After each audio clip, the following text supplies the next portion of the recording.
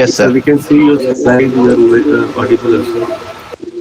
Okay, fantastic. Okay. What I'll talk about is, as Professor mentioned, mechanical systems.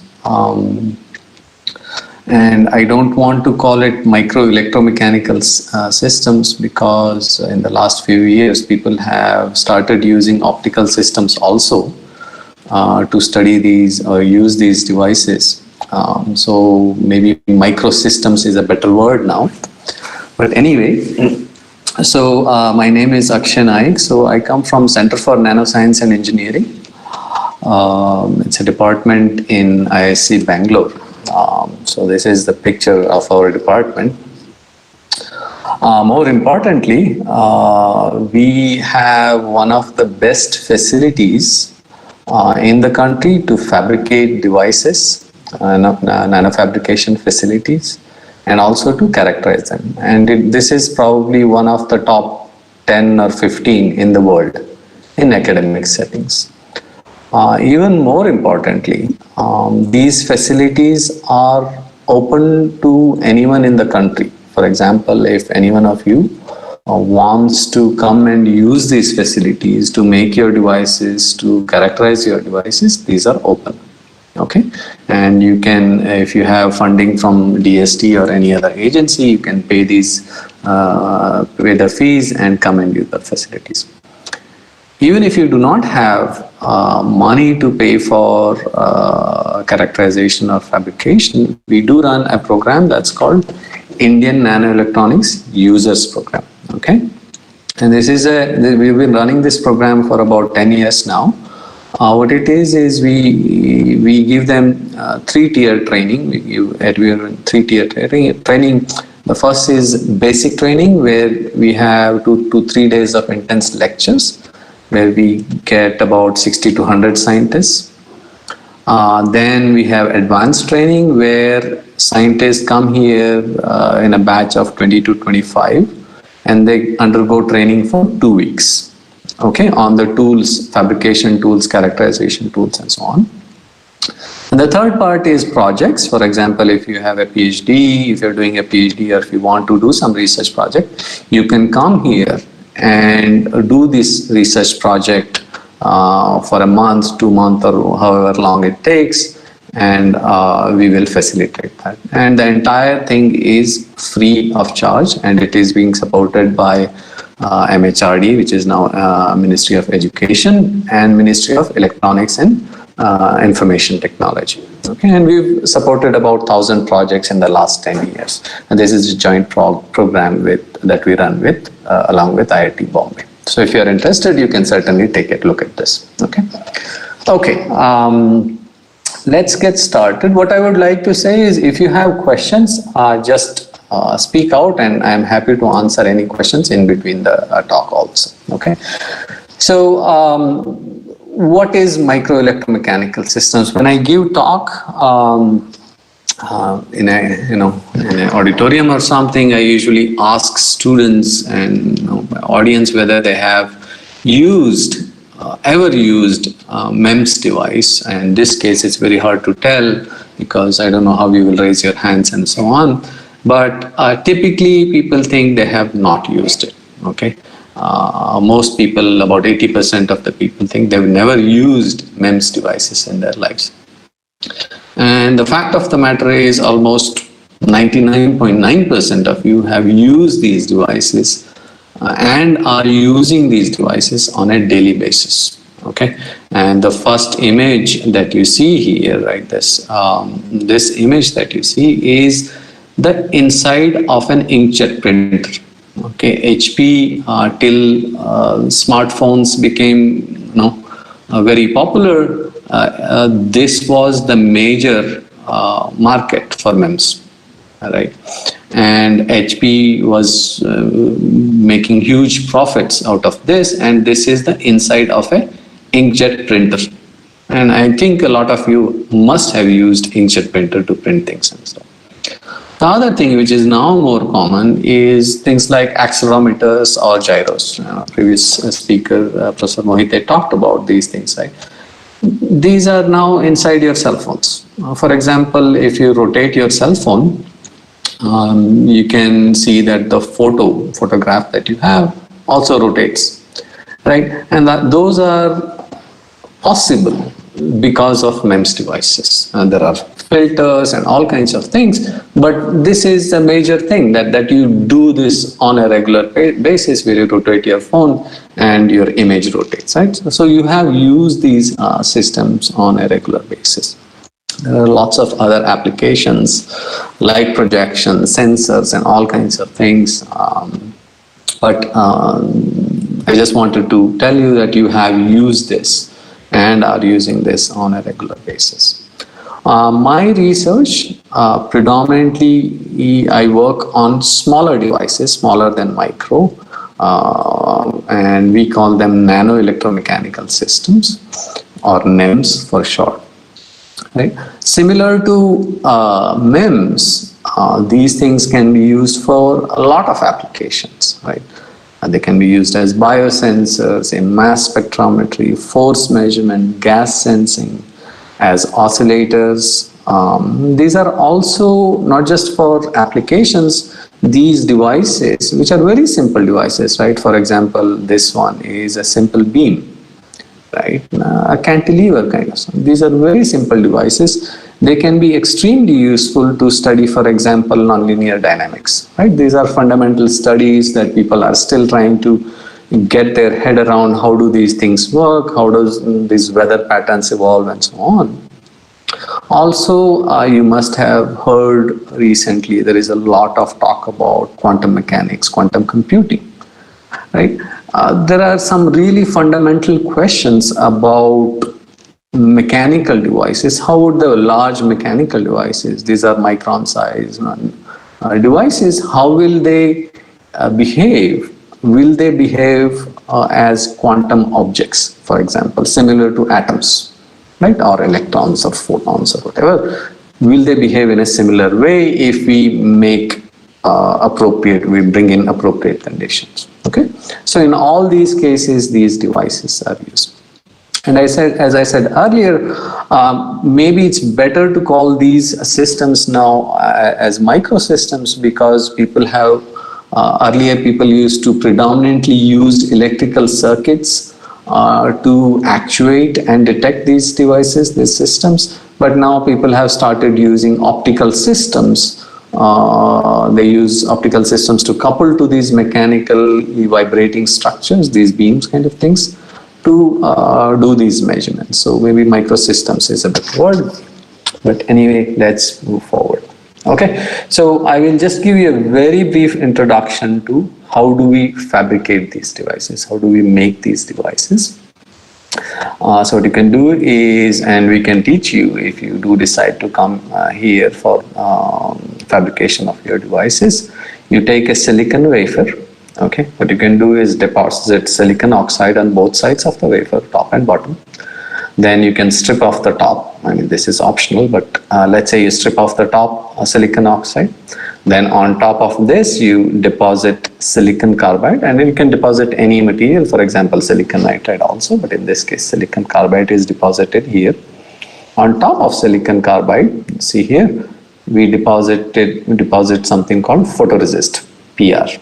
Okay, and then we use UV light to basically expose this photoresist at specific places, for example, in this area, right? And then you can dip the entire chip in some liquid that removes the photoresist, the blue region, from the area where it was exposed to UV light.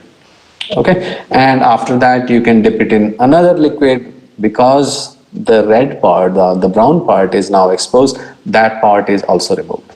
Okay, and after that you can remove this silicon underneath, and then you have a suspended cantilever which is free to move. Okay, you see this cantilever, and that's how you make a simplest of these devices. Okay, and I mean, if you think about it, if you look at mountains, right? I mean, you can see in this picture, this is just doing fabrication. Nature is doing its own fabrication. You can see these cantilevers right here, right? There are 3 cantilevers here. But the problem is we've learned from nature, but this is just random. We don't want random. We want specific shape, and that's why we use specific ways of fabricating these devices. We expose only the region which we want to etch, which we want to remove. The rest we cover it with photoresist, for example. Okay, so that's a simple explanation of how fabrication works in these cases. Okay, now the great thing about this fabrication process is we can really make extremely small devices, very intricate devices like what Professor Mohite showed previously. Here are some of the devices that we make. Okay, so this here that I show is a monolayer graphene. It's a single sheet of carbon atoms, one layer thick. Okay, and the thickness is about 0.3 nanometers, and the length of this is, I think, about 2 microns long. Okay, only 2 microns. It's important to remember the thickness of your hair is about 100 microns or so. This is length is just 1 micron or 2 microns, and the thickness is about 3 angstroms. This here is single walled carbon nanotube. This is the diameter of this nanotube is about 1.5 nanometers. The only reason you are able to see in this scanning electron microscope image is because there is some dirt on top of it. That's the reason you are able to see it. Otherwise, even it's hard even under the electron microscope to observe these things.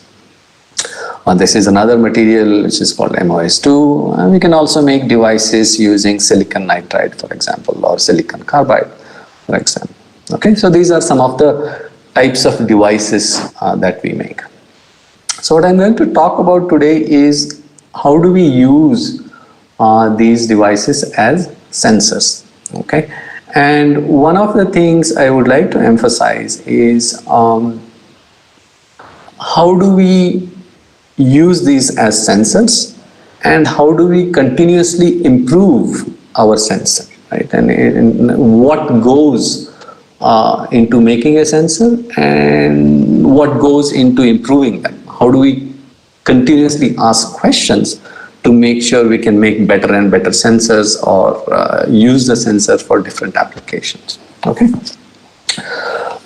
So a typical sensor, you will have 3 main things. One is the stimulus. For example, if you want to do temperature sensing, temperature would be the stimulus. And that stimulus would change some behavior of your sensor. Right? In this case, we are using a mechanical cantilever, so it might bend it. And then there would be an output, which will tell you that, look, this is the temperature that you have. All right? And for example, as I said, this is the cantilever that we are going to use. It is free to move from this free end, and this is the clamped end. Right? It's free to move here. So can we use this, for example, as a pressure sensor? Right? If you provide a stimuli of pressure, what is going to happen is it's going to bend. Right? These mechanical element will bend. And in terms of output, you could say, look, the displacement, how much it bends is our output. And depending on how much it bends, you should be able to extract what is the pressure that I have applied. Okay, that's the whole system. So there are lots of questions in a very simple system like this you could ask to improve the sensor that you have. For example, you could say, how do you measure the displacement? And this is one of the questions, right? So in general, a lot of you, I looked at your backgrounds are mechanical engineers, right? You studied these beam structures and so on.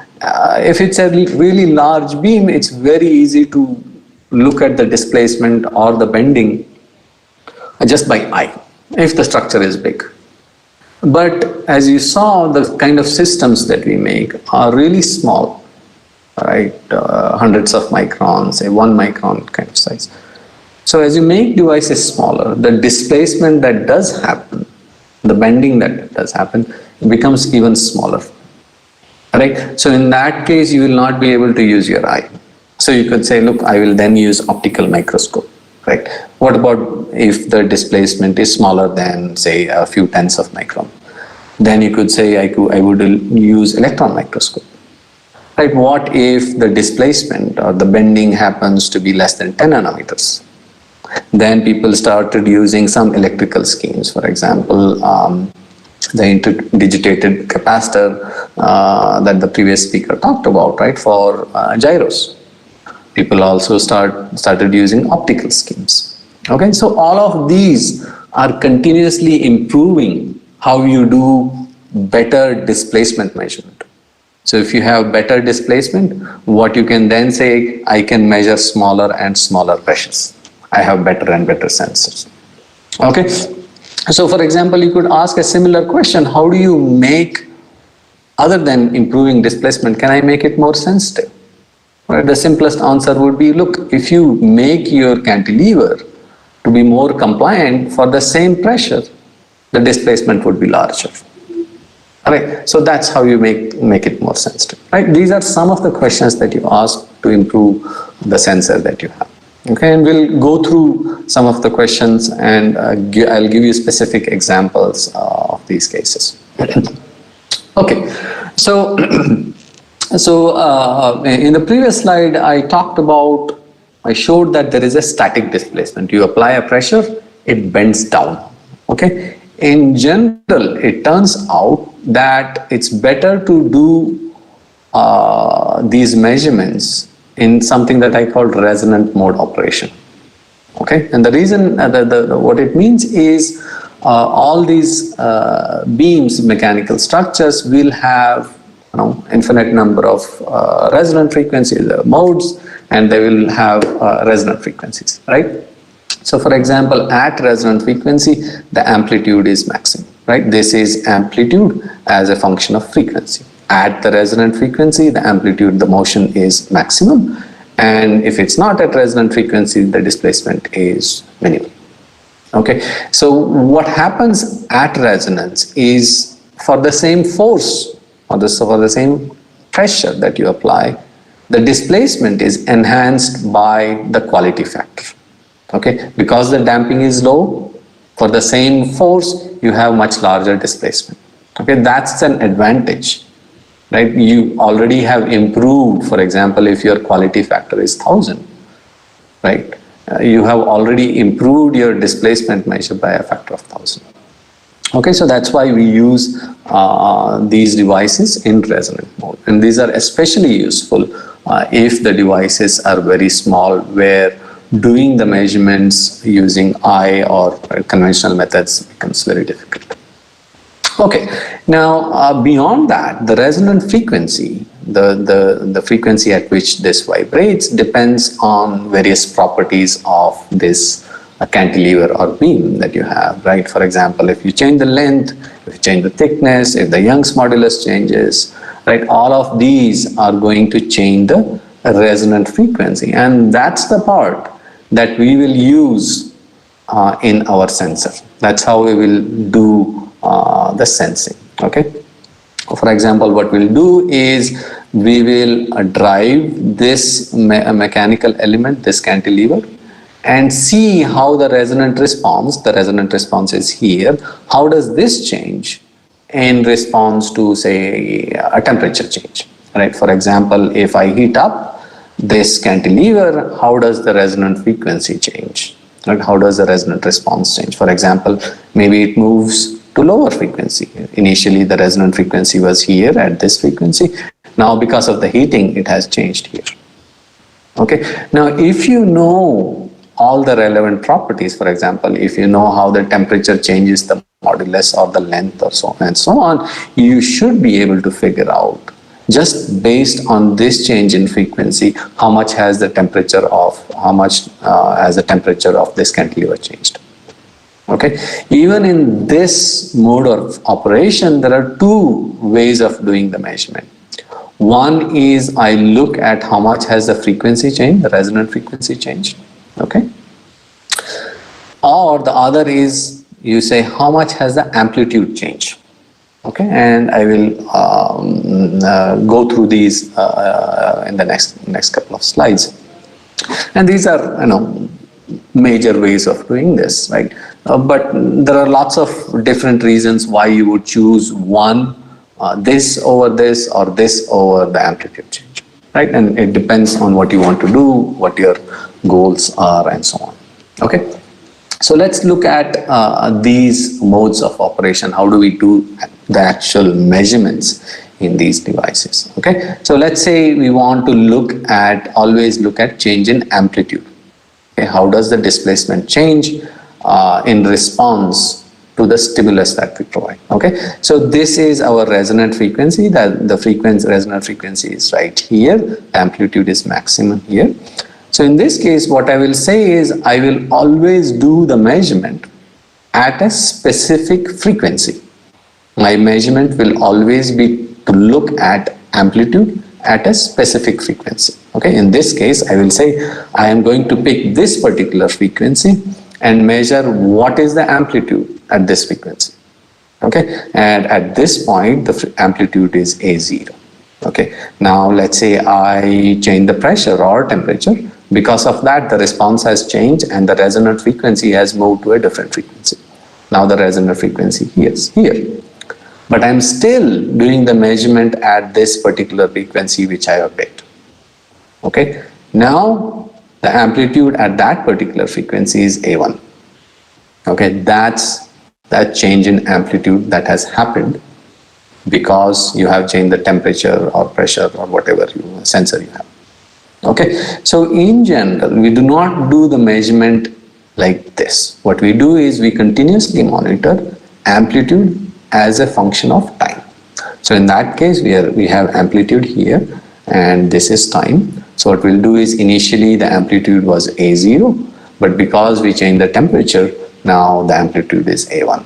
Okay, obviously there will be some slow response of some time taken to respond from A0 to A1.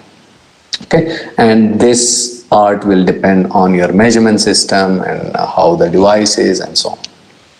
Okay, similarly, you can do the same and say, look, I will not look at the amplitude change, I will look at the change in resonant frequency. So in this case, what I say is, I will always try to find out what is the maximum amplitude and at what frequency is that happening.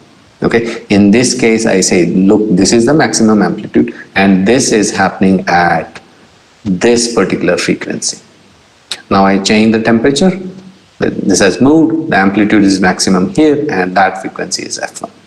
Again, we do these measurements in time domain. The frequency versus time looks something like this. Initially, the frequency was here, but now because of the change in temperature or pressure, the frequency has increased. And you get something like this. And obviously the frequency can either increase or decrease depending on the type of measurement that you're doing. Okay, so let's get started with actually doing the measurements and making some of these sensors. Okay, so the principle, the reason these things work very well as sensors is very simple. Okay, if you ever seen a guitar string, the principle is exactly the same, right? What you have is the resonant frequency of these devices depends on the mass of these strings or these devices. Okay, inversely proportional. So if you've seen these guitars, they have different thicknesses, right? The thinner one vibrates at a much higher frequency than the thick one, right? That's what this is indicating. Right, and the device is just vibrating like this, right, at the center, right? If it's a beam at the center, the displacement is maximum. At the clamped edges, the displacement is 0. Okay, and the same thing happens whether it's a guitar string or a string or a beam that is made using monolayer graphene or a silicon nitride or aluminum or silicon carbide. Doesn't really matter. And this pretty much holds in all of these cases. Okay? And we will use this to do our detection. right? So the principle of mass sensing remains the same. So what we'll do is, let's say you have a guitar string, right? You tuned it to certain frequency, okay, and you know the mass of this guitar string. Now let's say your son or daughter comes home and puts a chewing gum on top of this, right, on top of the string. The resonant frequency has changed because there is added mass, right? The frequency is changed. Now if you want to find out the mass of your chewing gum, right, all you need to know is this change in frequency, and you should be able to figure out what the new mass is, right? From the new mass, you should be able to figure out what is the change in mass that has happened because of your chewing gum. It's as simple as that. And we do this again in real time. You look at frequency shift, and based on this frequency shift, you should be able to figure out what is the mass of, the chewing gum. In this case, in our case, we look at gas molecules, protein molecules, and so on. Okay, again to emphasize, so if you know the frequency shift that has occurred, okay, you already know the mass of your device, you already know.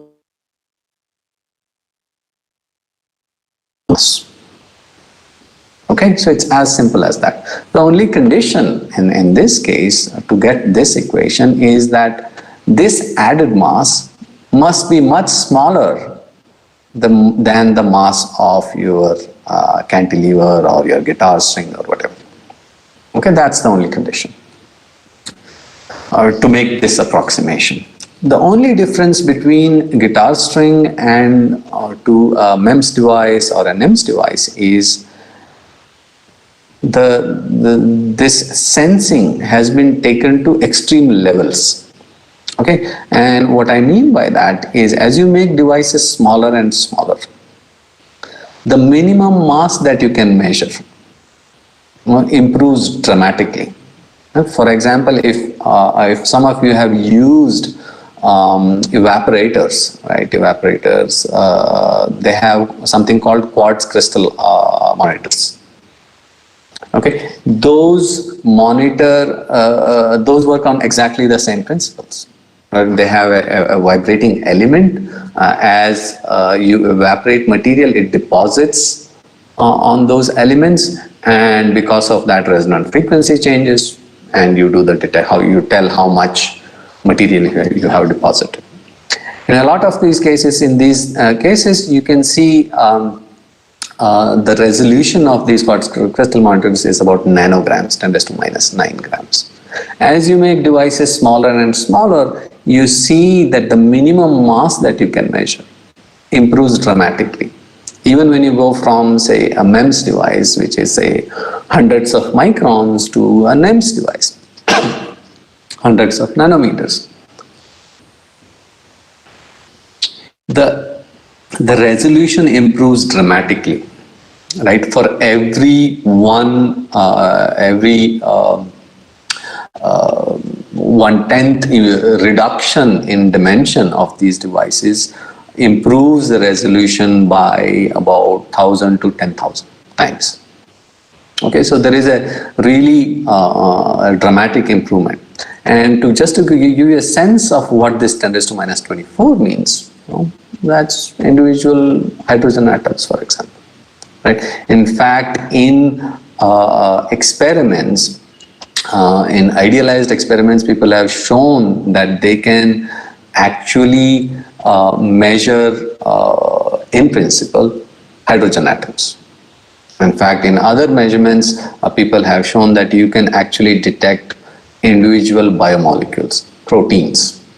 Right? And that's a really great achievement that have been possible because of reduction in size of these devices. Okay, let's make a gas sensor. What we'll do is we'll make a gas sensor, we'll make a biosensor, we'll see how to improve them, and then we'll also try and see if we can make a detection scheme to detect individual biomolecules. Okay, let's look at gas sensors. So here is our cantilever. Again, the resonant frequency depends on the mass. To detect the gas, what I'll do is I'll spray in the gas, okay, and this gas will deposit on our cantilever. Obviously, the mass has changed because the total mass is now a combination of this yellow part and the black part, right? So the new frequency is different from the old frequency, so you again measure this change in frequency. That's great. So the question that you ask is this a good sensor? And the answer is not entirely clear, right? And at the first instance, I would say, yes, it's a good sensor because now I can detect this yellow gas that I sent in, right? But if I ask the question, sure, you detected that yellow gas, but how do you know it's actually this yellow gas and not this red gas? Right? Who knows? Would you be able to tell me which gas landed on your cantilever? And based on this experiment, it's not possible. Right? It's almost impossible to tell. So if you are only interested in trying to figure out how much of the yellow gas, and you are always going to send in the yellow gas to the cantilever, then it probably is a good sensor, right? But I can always improve this cantilever by somehow making it possible for us to detect even the red gas. Okay, can we do that? Okay, so what we'll do then is, so let's say we want to specifically only capture yellow gas. Okay, that's our goal now. We don't want to capture red gas. So what we'll do is we'll take the cantilever and functionalize it. By functionalize, all you have to do is maybe coat it with some chemical, which will predominantly capture the yellow gas and maybe a little bit of red gas, but predominantly yellow gas. Now you do the measurement again. Okay, so you sprayed it, again it sticks to it, the resonant frequency changes, again you see a frequency shift. Now this is a slightly better gas sensor, right? You ask again the question, is this a good sensor? It's better than the previous one, but there are two things that you have done. One, you added this green part to your cantilever, right? Which means the size or the dimension of your cantilever or your sensor is now bigger. As I said earlier, if you make devices smaller, they are more sensitive in general. If you make them bigger, they are not as sensitive. Just by adding this, right, you compromised on the sensitivity of your sensor. Okay, that's one part. The other part is, sure, the cantilever absorbs this yellow part predominantly. But what if, even if it absorbs a very small quantity of red gas, it will still absorb this, might absorb this much portion of this entire red gas and will still produce the same frequency change.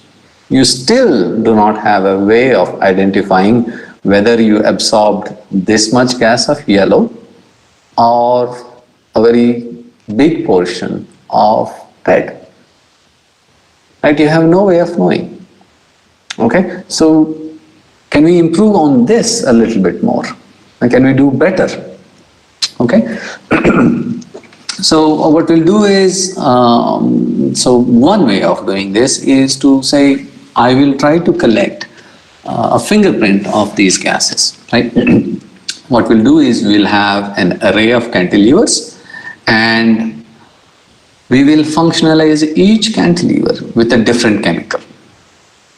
Okay?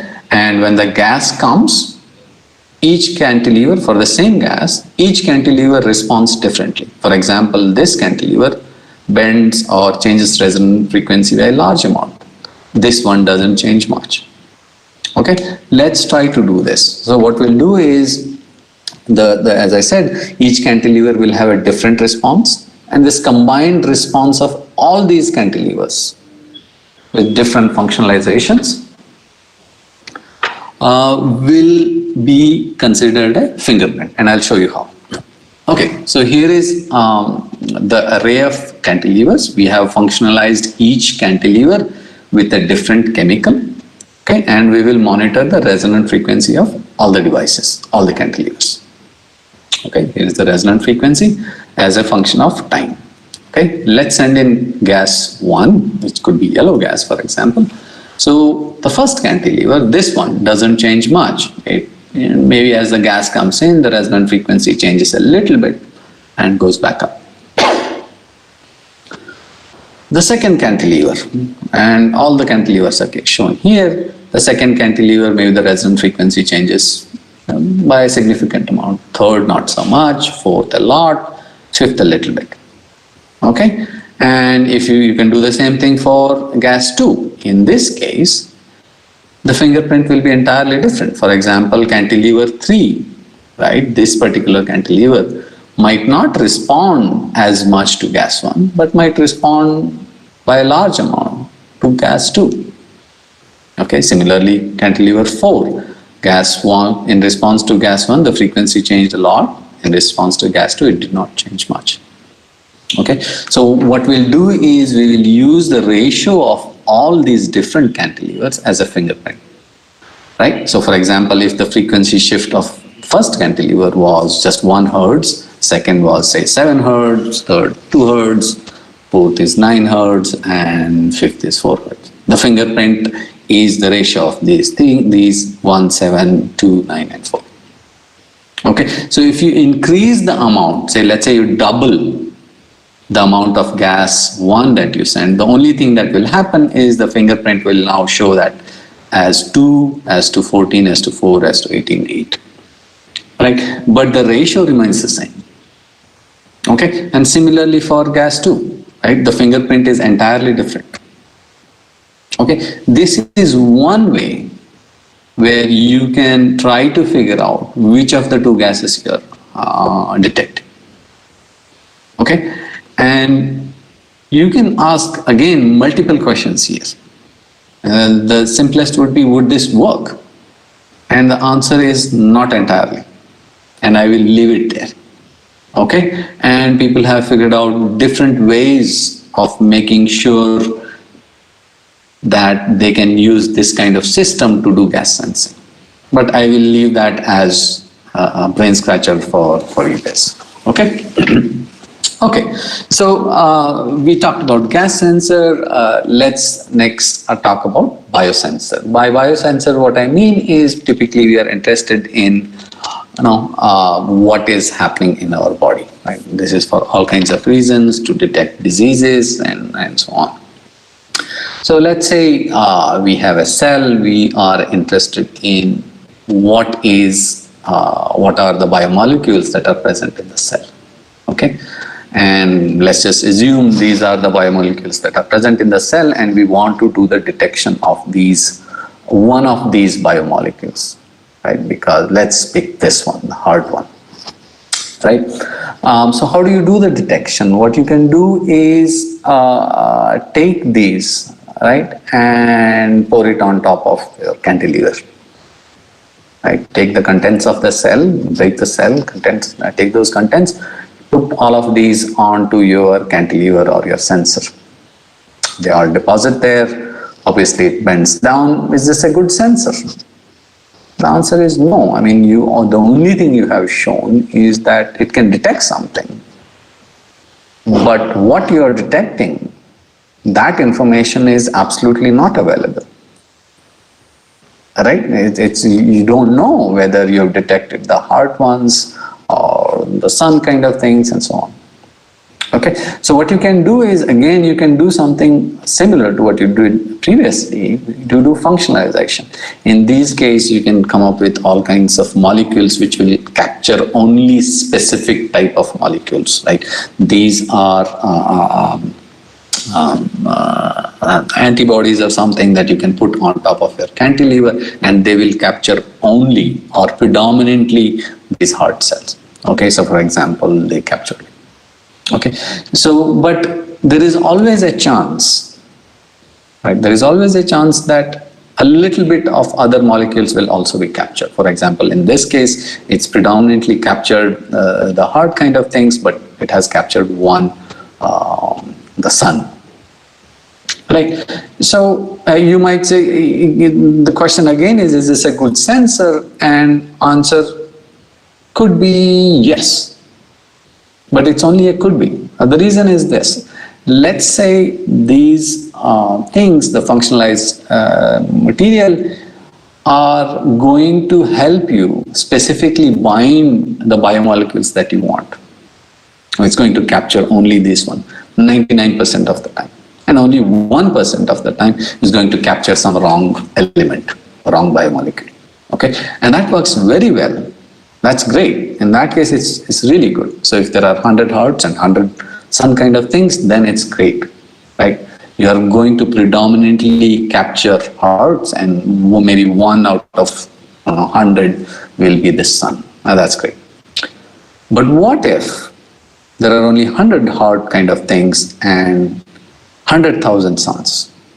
In this case, what you would see, even though the capture cross section is only 1%, or 1% of 100,000 is really large, that's about 1,000. Right? That specificity that you said, look, I will predominantly capture only these, is lost. Okay, now there are more these kinds of structures that are captured on the cantilever than these ones. So in this case, it will not be a good sensor. And in a lot of biosensing, right, the specificity becomes extremely important. And the reason is this. For example, at the onset of a disease, right, for example, certain biomarkers might show up. And the number of these biomarkers that do show up is usually very small compared to all the other biomarkers that are present in the cell or in human body.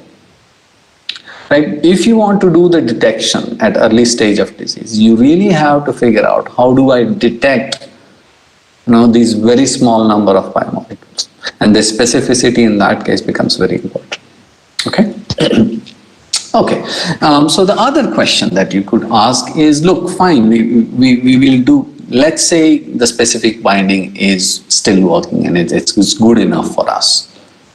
The other question you could still ask is, what is the minimum number of biomolecules do I have to capture before I can see any signal? Can I capture just one biomolecule? And will that be enough for it to change the resonant frequency, or will it bend enough? Okay, that's another question that you could ask. As I said, what is the minimum number of biomolecules you can detect? Because if you detect smaller number, you will be able to do the disease identification at an earlier stage. For example, in cancer, right? The earlier you detect, the more the chances are of a recovery, right? The other question you could ask is, look, I've built this biosensor. How do I use it? And it's a very simple question, but it's extremely important. For example, I could say, look, I have made a chip. It has these cantilevers. What I can do is pick it up with hand and dip it in bio solution. Okay, is this a good enough method? The answer is no, right? Because the reason is the humans are prone to errors. Okay, so maybe the better way to do it is some kind of microfluidic chip. Okay, and this chip is about a few centimeters wide and few centimeters long. Okay, and here you can see there are channels here, right? So there are channels that go from this end of the chip to this end. Okay, and what you can do is you can send your analytes, your liquid, through these channels. You flow in from here and it comes out from the somewhere in the middle of these channels. You can stuff your cantilevers, which are going to do the detection as we talked earlier. Okay. So again, you will have on top of these cantilevers, you will have probe molecules which are going to capture these target molecules, and you will see some bending, and that will help you identify how many target molecules were there in your cell or in your body or whatever. Okay. Now, will this make a good sensor? And again, the answer is not clear. And again, it depends on what you're trying to do. Okay, one of the first things that you will realize is because you are going to do these measurements in liquid, in a flowing liquid, the damping will be large, okay, which means the quality factor will be very small. And we talked about the advantage of having a large cube, and that advantage is almost lost here. Right? That is one problem. And the question is, can you solve that problem? Right? If you can solve it, you obviously will be able to do better measurements. The other question is, sure, you have put in these probe molecules, and the target molecules are supposed to come and stick. But will they come and stick? Right? In general, what happens when you make channels very small, the molecules do not like coming close to surfaces. Right? So will enough target molecules stick onto these things? Right? Those are the questions that you have to ask. How do you make sure that they come there? Right? Okay, let's try to see if we can solve at least the quality factor or the damping problem. Okay, so people have done this. So we said, look, if you put the cantilever in the liquid, the damping increases, the quality factor decreases. What if you made a channel inside a cantilever? So what if the liquid is inside the cantilever as opposed to cantilever being in liquid? Okay, so in this case, what they have done is they have made channels inside this cantilever. The blue line is a channel, right? Here are the zoomed in cartoon images, right? So you have the liquid flowing in this region. So it comes in and flows out. If the number of biomolecules that are of interest to you are very small, you have certain frequency. As the number of biomolecules of interest increases, the frequency decreases. Okay, so in this case, what you have done is you have solved, at least to a large extent, the problem of having large damping. In this case, you can manipulate these structures as well as how the liquid flows, what kind of liquid flows, to improve the quality factor. I think if I remember right, the quality factor that these people achieve is close to, I think, 1000, which is very good. And the liquid is still flowing through the cantilever. But there is a problem, right? While you are increasing the quality factor of your cantilever, while allowing for liquid flowing through, what you have to compromise on is the size. For example, if you want the liquid to reliably flow through these channels, you would want the channels to be, say, about hundreds of microns. What that means is the width of these would be, say, about 500 microns or a millimeter. In that case, the length of these would be, say, 10 millimeters. So you are really in millimeter size range. So you have lost out on the sensitivity part that you gain when you make devices smaller. Okay? Okay, so let's go a little bit further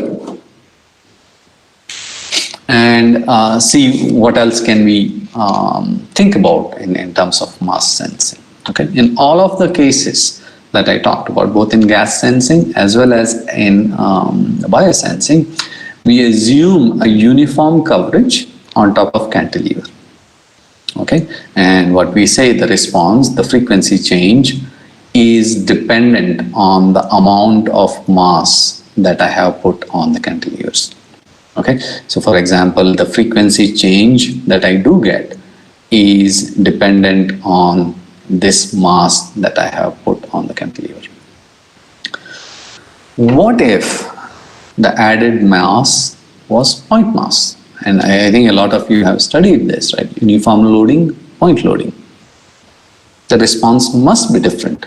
Right? It's not possible that it gives the same answer. For example, if I take a biomolecule or a particle or whatever, and I added that point mass specifically at the free end, what is the frequency shift that I get? Of course, I will get something. But will it be the same when I place this here in the middle of the cantilever? Will it be same if I place it at the fixed end of the cantilever? And the answer obviously is no. I mean, it will change, right? And this is a problem. For example, as you reduce the amount of gas that you send in, right? Initially, you were sending a lot of gas. There were millions of gas molecules.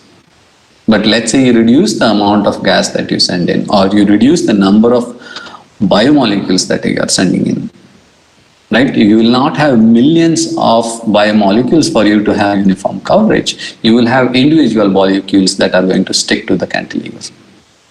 And that individual molecule will produce a frequency shift, right? And whatever frequency shift that I get here is not giving me a correct frequency shift because it will depend on where it landed, right? So there is a problem there.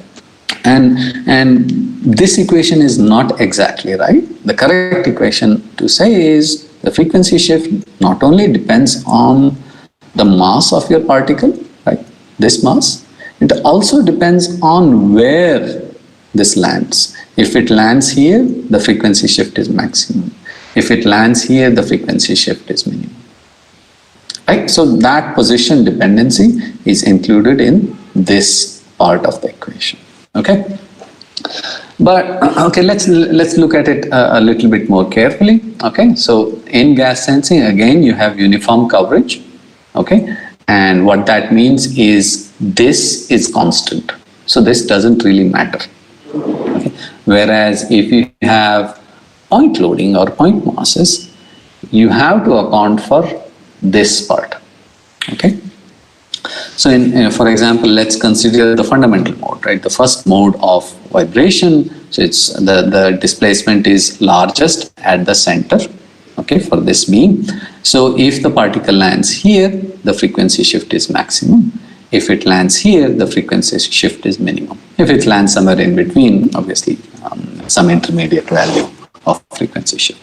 So this frequency shift depends on the position along this beam or cantilever, right? Okay. But the important thing to remember is even though we have lost out the information, we don't have this information. The important thing to remember is that we can detect individual biomolecules, and that's a huge advantage, right? We have capabilities now to detect individual molecules. The only thing that you have to ensure is you have to make devices sensitive enough. And the way you make devices sensitive is to reduce the size of the cantilevers or the beams that you have. Okay? So let's see if we can do that detection. Okay?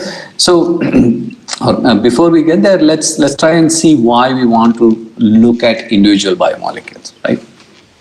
Okay, so your cell has all kinds of things and you obviously are interested in these things.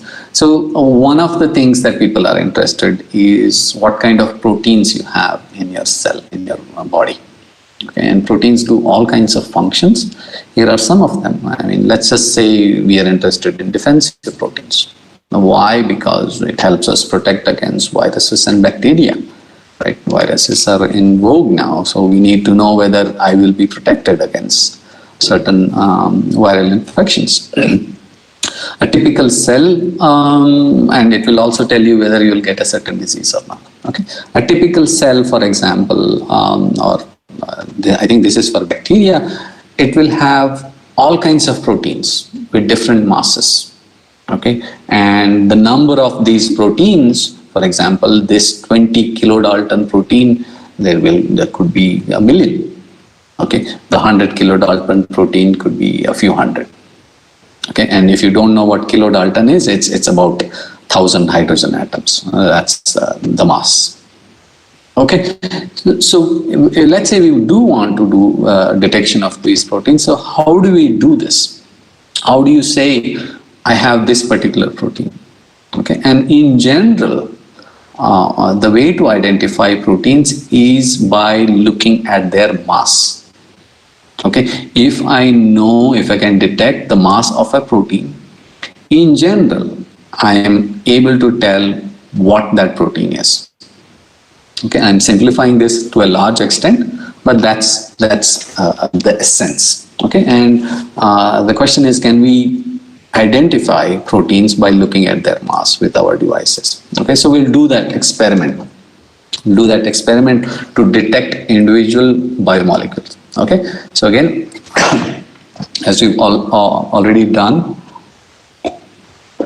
a few times, we will look at frequency shift as a function of time. Okay, and we have a cantilever or a beam. If you do not send any protein or biomolecules, you will see that frequency doesn't shift. With time, it stays the same.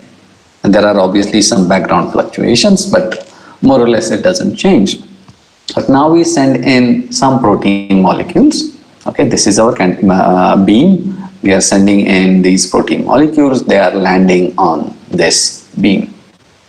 What you will see is that there are these jumps, right? Frequency changes that are happening.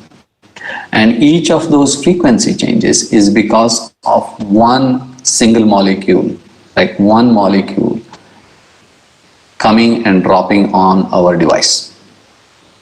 Okay, and you can change the protein molecule, and we've done that, and you can see that again, you will see that there are these jumps. This is one type of protein, this is another type of protein. And again, each of these jumps, this is one single molecule, not thousands, just one.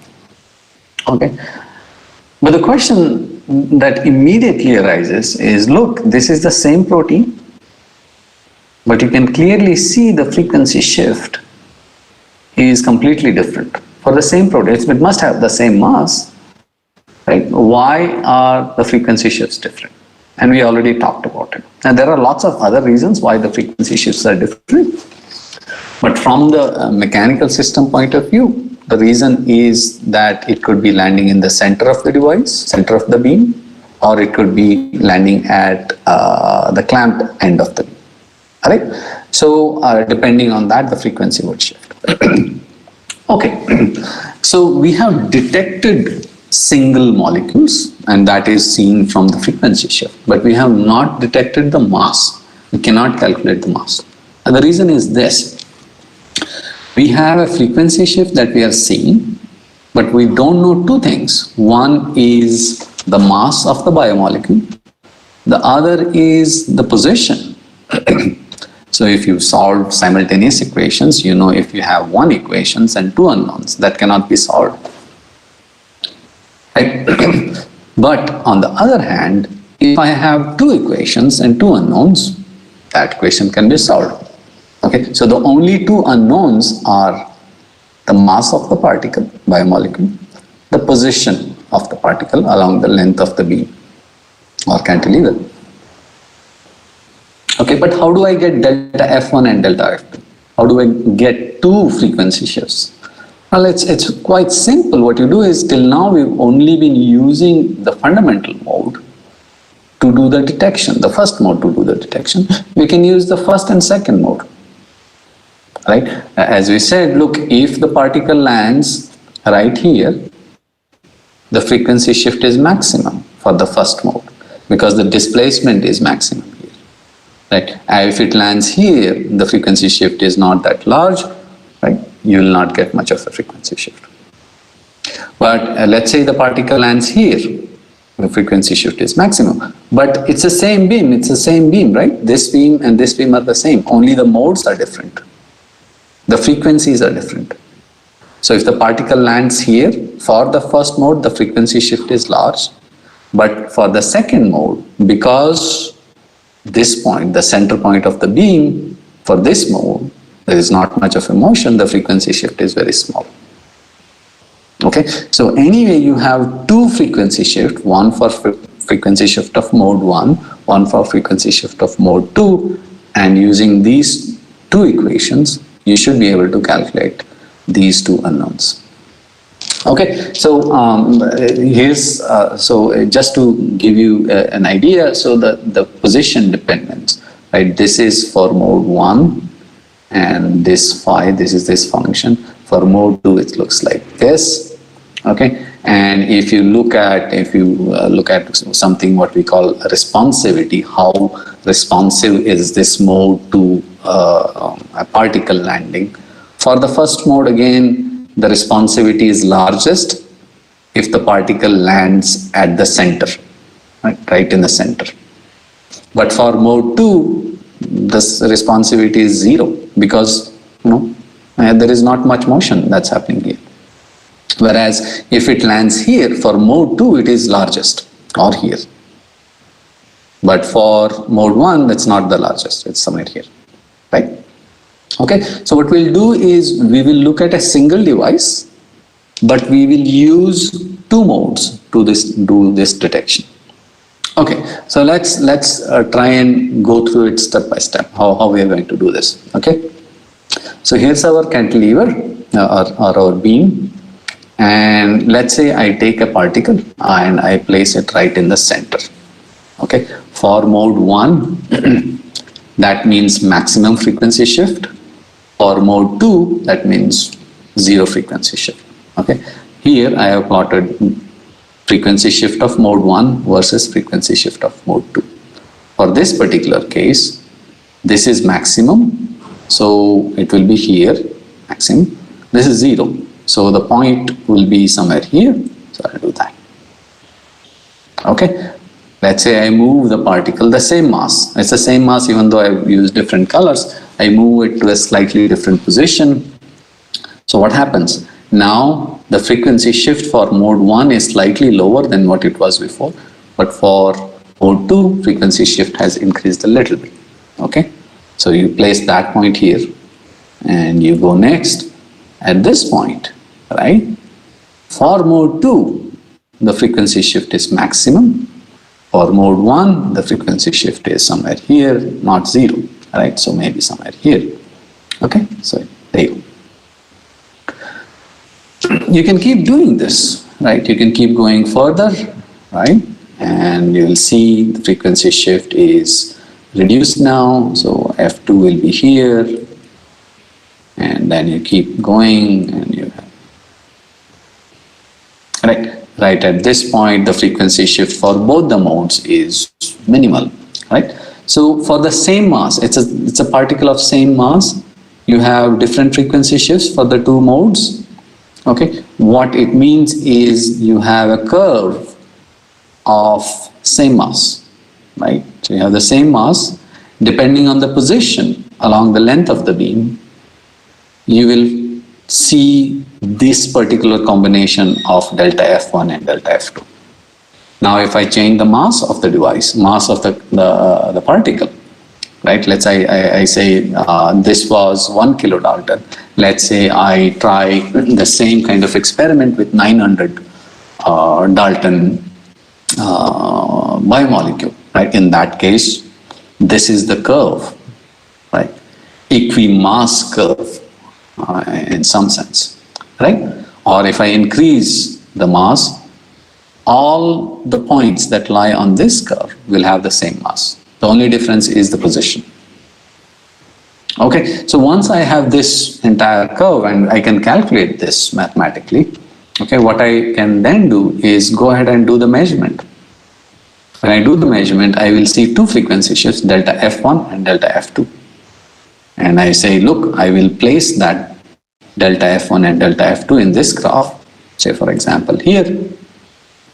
If it lands here, I already know if it lands here, it's 900 Dalton. I know the mass. In fact, I can go ahead and back calculate the position, exactly where it landed here. Alright? So that can be easily done. Okay, so I'll show you the measurement itself and what happens. So this is a beam, it looks like a complicated design, but you can see that there is a beam here right in the center. Okay, that's the vibrating element. That's the part that's changing. And on this side, you have a frequency shift of mode 1, frequency shift of mode 2. Right? So, and you can see that for the same element, for the same biomolecule, the mode 2 frequency shift is this much. Mode 1 frequency shift is this much. So obviously the two frequencies are changing by different amounts. Okay, and using this, and as I said, if you have two equations and two unknowns, I am able to calculate the mass of Y molecule that has landed. So for example, I can take this frequency shift and this frequency shift and calculate what the position is of the biomolecule along the length of the beam. I can calculate what the mass of that particular biomolecule is. Okay, and based on that you can get a spectra. Right. The reason this spectra is important is then it tells you what all proteins are present in your body. Right. It's as simple as that. Okay. And people have taken this concept much further. For example, they have done all kinds of detection on, say, in this case, they have taken virus capsids and try to figure out whether they can distinguish the virus with and without the DNA molecule inside it. So if you know anything about virus, the virus consists of two major parts. One is something called capsid, or that is the protective wall that it has, and inside this capsid there is DNA or RNA inside. Okay, if the RNA is not there, it will not reproduce, right? So they are able to, in their measurement, they are able to distinguish between virus capsids that are, that have DNA or RNA inside and that do not have this DNA or RNA inside, right? So that's the kind of sensitivity level people have been able to take these devices to. In addition to, there are lots of other applications, and I'll not go through these in much detail. So for example, force sensing, right? So what they do is they make an array of these cantilevers. In this case, these are vertically standing cantilevers, right? So you can see these cantilevers just sticking out from the chip. And then they take biomolecules, right, and cells and put it on them.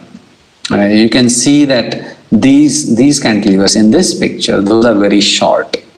In this picture, those are very tall, right? So the compliance of these is different from the compliance of this.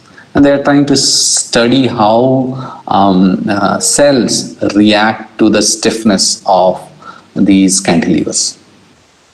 It gives you an idea of what is happening to the cell.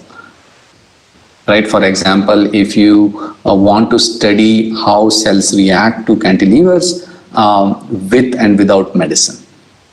Right? For example, let's say if you want to know the answer, look, the cantilevers are holding on, the cell is holding on to these cantilevers very well in this case. Maybe this cell is healthy. Now let's say I send in some poison, right? In this case, what happens to the cell? Is it still going to hold on to these cantilevers, or will it let go? And at what concentrations does it really lose its ability to hold on to these cantilevers?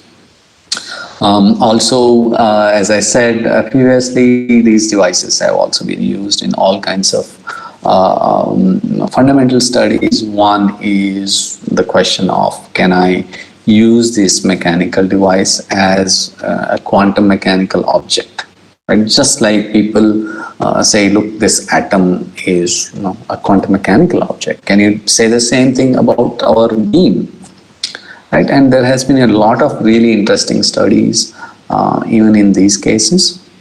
I'll not go into details. You can see that the information can be transferred from an atom, artificially atom, to a mechanical device. So the atom gives out energy and that's transferred to a mechanical resonator, and then the mechanical resonator in turn gives it back to the two-level system, and the back and forth continues. So there have been really a lot of interesting stuff even in these cases. Okay, so that's all that I had. Again, if you have a chance to come to our facility, maybe once the COVID is subsides, please do come and visit our center. A lot of really famous personalities have come to here. Obviously, Ratan Tata, ex-president Kalam. We also have Adam Gilchrist came here. Obviously, Prime Minister Modi visited. President Kovind also visited some time ago. You can already see other ministers here. So it's a really vibrant center, and if you come here, you will see why we are probably the best nanotechnology center in the country. Okay, so thank you. I'm happy to take any questions if you have. Thank you, sir. Any questions? Yeah, sir, I have one question. Yeah, please go ahead. Yes. Sir, you have shown the particular graphs over the so whatever we have measured with the biosensors and the liquid channels. So what I want to ask is, you have come across with the 3 to 4 configurations. In which configuration we have taken this particular observation, and we have taken that particular two different things of equations which we have formed along the discussion. You are talking about this particular slide? Yeah, no. What I am asking is which method we have followed for making to solve the particular two unknowns and two known equations. Okay, so I see this. Okay. Yeah, this equation, this one, sir. This, yeah, I understand. Right. So in this case, right, we do not. You see, one of the things that we have to do if you want to detect biomolecule, as I said, is that you have to make devices very small. Okay, what that means is if you do any functionalization, the mass of the device increases, and we cannot have that. Yes, sir. Okay, Yes. so what we do is we do not put any functionalization on this device. There is no functionalization. So it is a very small, I think the device length is maybe about 10 microns or maybe 15 microns. Okay, and this is done in ultra high vacuum. So for example, I showed you gas sensing, biosensing. Biosensing is done in liquid. Gas sensing is done in ambient air or whatever. We cannot do these kinds of sensitive measurements in air or liquid. Again, because of two reasons. One, the quality factor degrades very quickly for these small devices if you are in air or liquid. And we want very high quality factors. We don't want any damping. And that's one reason. The other reason is if you are in air, there are gas molecules everywhere, right? You will deposit those gas molecules on these devices and not be able to see the effect of the biomolecules that we are interested in.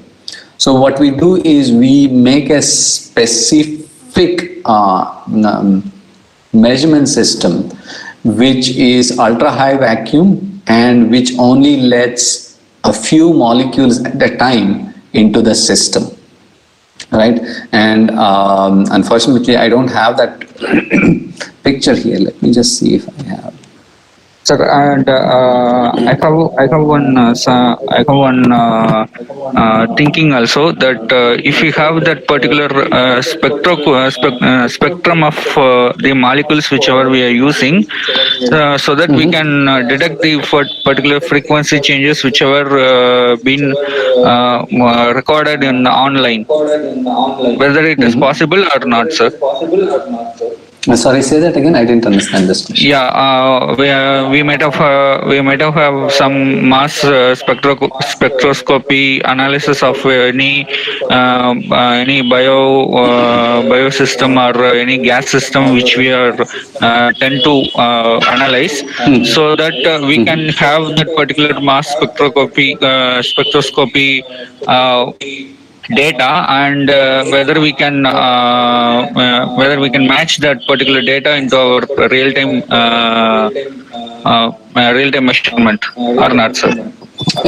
Yes. So, for example, if you do the measurement, right? If you see that, for example, in this case, if you see that I have this frequency shift and I have this frequency shift, and based on this, I can tell this is the mass. Okay, and at this point, you could say these are the possible biomolecules that this corresponds to, because not every protein will have this mass. Okay, now the question is, how confident are you that this is this particular protein? That's a very hard question to answer. For in general, what happens is, what people do is, once they know that this is the mass of the protein, okay, they will go ahead and do an additional step where they break this protein into peptides, okay, smaller particles, and look at the mass of those peptides. Okay, once you know the mass of those peptides, then you know what specific protein this is, because a protein will break into certain peptides. Okay, so once you know the mass of all the peptides as well as the mass of the protein, you should be able to tell what specific protein this is, and this can in general be done in real time. Okay, sir. Okay. Then after releasing of some energy, the peptides mass will be varying. So depending upon that, we will be finding out whatever the molecule has been, right, sir? Yes. Thank you, sir. There are two questions sir, in chat box. Two questions from Prachi was. First question is how to measure frequency of cantilever, and what is device used for? Okay, I will try to answer the first question. When you say how do we measure the resonant frequency, there are many different ways. For example, let me. Okay, so let's look at this. Okay, so what you see, and maybe it's not very clear, what you have is a beam which is really long. Okay, and then you have a capacitor, you have a gate right next to that beam. Right, it's very hard to see, but there are two things. One is the beam which is clamped at this end and this end. The other is a gate which is connected to this. As the device vibrates, and this is just one way of doing, as the device vibrates, it gets closer to this gate and farther away. So it basically comes closer and moves away. Okay. At resonant frequency, this motion is maximum. Okay. What that means is, at resonant frequency, the capacitance change is maximum. Okay. So by monitoring the current flowing through the device, or by looking at the change in capacitance, you should be able to tell at what frequency you have the resonant frequency. Okay, for example, you sweep the frequency and drive this beam, right? You drive this beam at different frequencies and see at what frequency is the motion maximum. Now that's one way of doing this. Okay, but if you want to think about it, it's very similar to, for example, you vibrate a string, right? And it predominantly vibrates. You can see that it's kind of vibrating at the resonant frequency. Right? That's pretty much what we do. We try and see, we send forces of different frequencies. At the resonant frequencies, the displacement is maximum. And the measurement can be done either capacitively, piezoresistively, piezoelectric, optical detection. People have done all kinds of measurements on these devices. Okay, so that's the first question. The second question is which device is used. I don't completely understand what that means. In the mass spectrometry measurements where we detect biomolecules, the device is made out of silicon carbide or silicon nitride. In some cases, even silicon. But in general, it doesn't really make much difference. For example, we could have used a carbon nanotube to do those measurements. There are certain advantages, there are certain disadvantages. We could have used graphene, we could have used any other material, right? But the material in itself doesn't make a huge difference. Obviously, there is give and take in,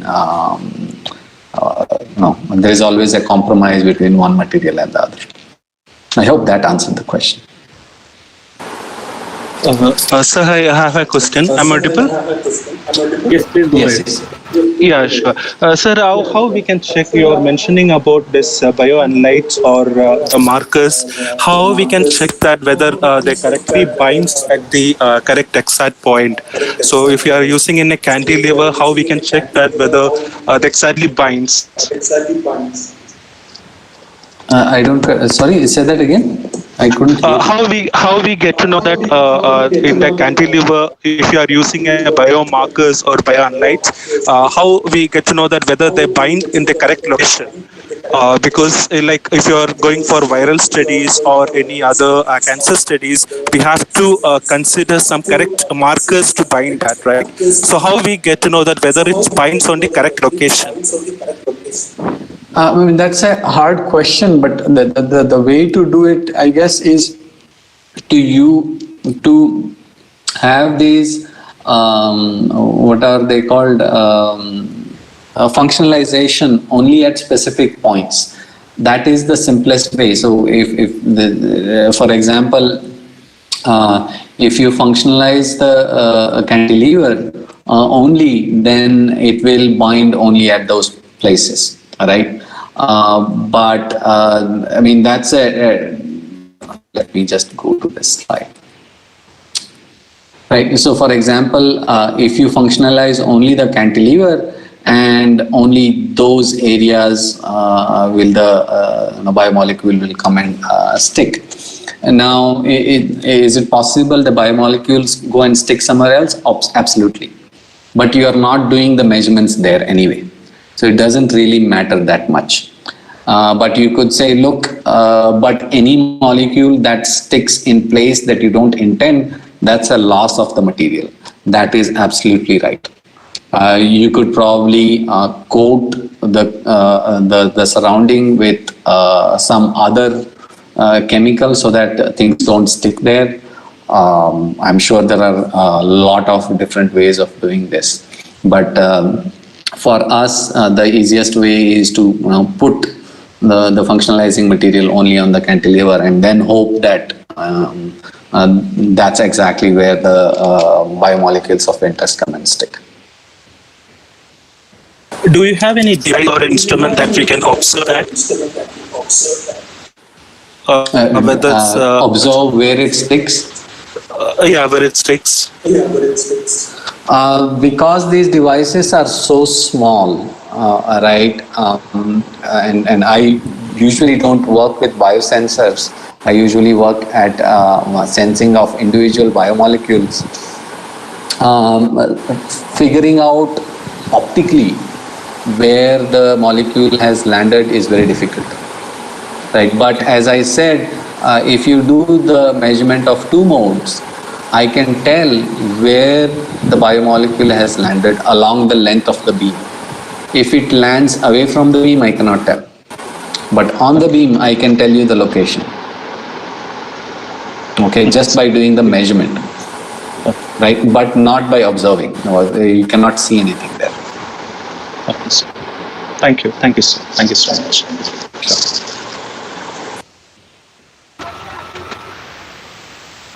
Any other question? Any other questions from participants?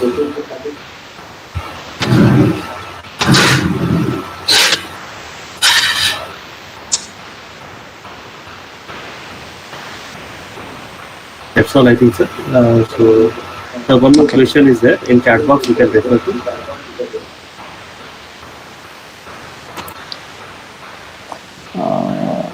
The one question in chat box, which material be used to detect the biomarkers for lung cancer?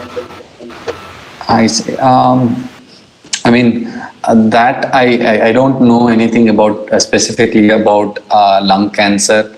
But I'm sorry about that. I don't know about lung cancer specifically, but I'm sure there are protein biomarkers or other biomolecules that show up because of lung cancer. For example, a lot of people are doing not mass spectrometry, but they are doing gas sensing, breath analysis, and looking at volatile organic compounds that are coming out in your breath, and based on that they are trying to detect lung cancer. But I specifically don't know of the biomarkers that show up for lung cancer. I'm sorry.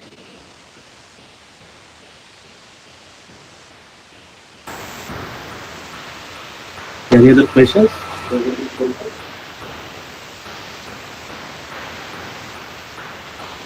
I think that's it, sir. So thank you very much, Professor Akshay Naik, for giving the valuable time and explaining the MEMS and simplifying the sensors.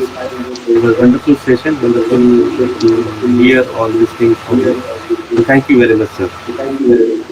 Thank you so much for having me. It was very. Thank you, sir. Thank you, sir. Thank you so much. Okay. Thank you, sir.